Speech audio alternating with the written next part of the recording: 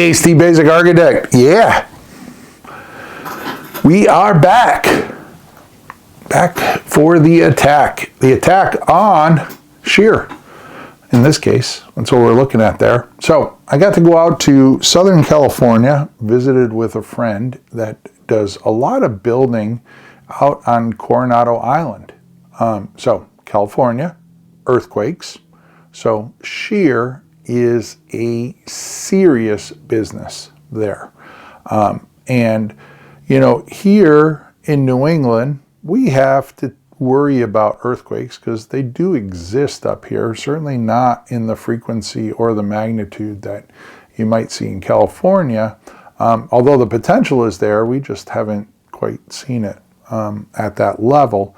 But, you know, a couple of things to notice about SHEAR walls is the fact that you're inside the house and it's paneled. It's got a wood structural panel on it. In this case here, it's OSB, oriented strand board.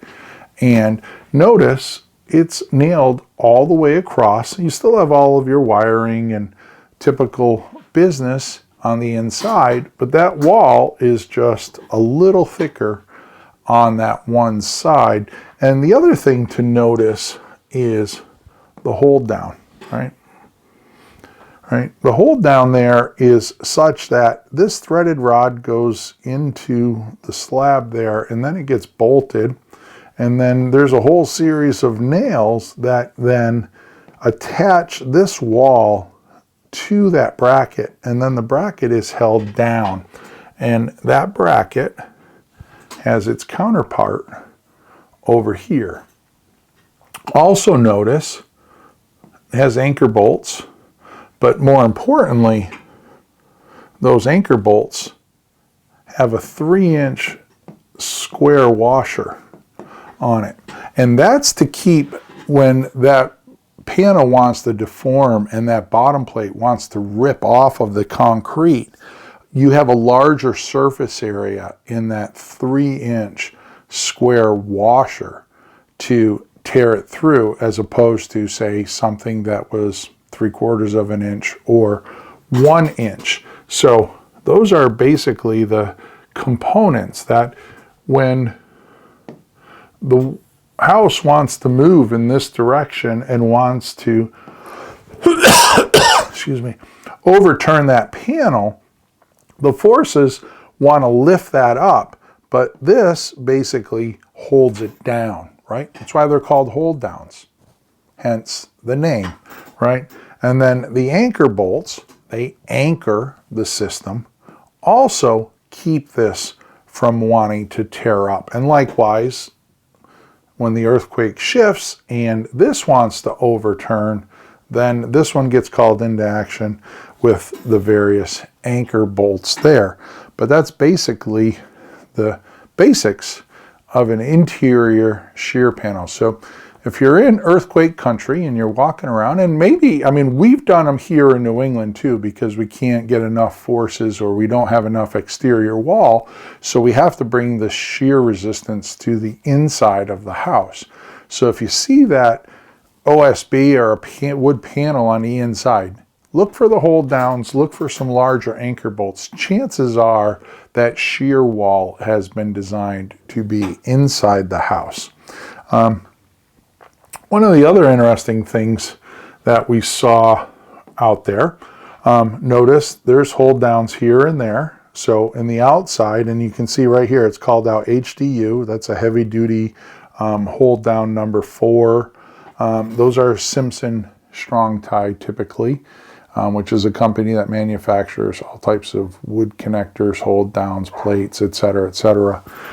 Also notice it has the 3-inch washer, so we know that we're in a high wind or seismic area the minute we see that.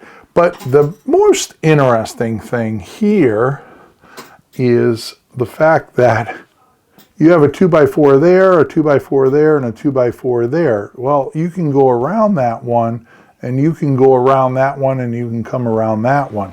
Yeah, this is a 2x8, and it's a staggered stud wall. Now, you might sit there and say, okay, Coronado Island, why are they building, what is this, like a super passive house down there? Because you're in a climate where it is arguably probably one of the best climates in the country, you know, San Diego area, where you need very little heating and very little cooling. Like every day is damn near perfect out there from a comfort standpoint. So we don't have to introduce mechanized heating or cooling for comfort there. We just have to go and hang out.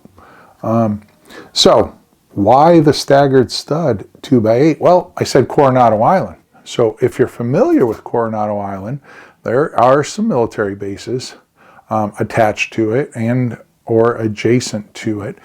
And the problem with military bases, especially these being as active as they are, there are planes and helicopters on the move all the time.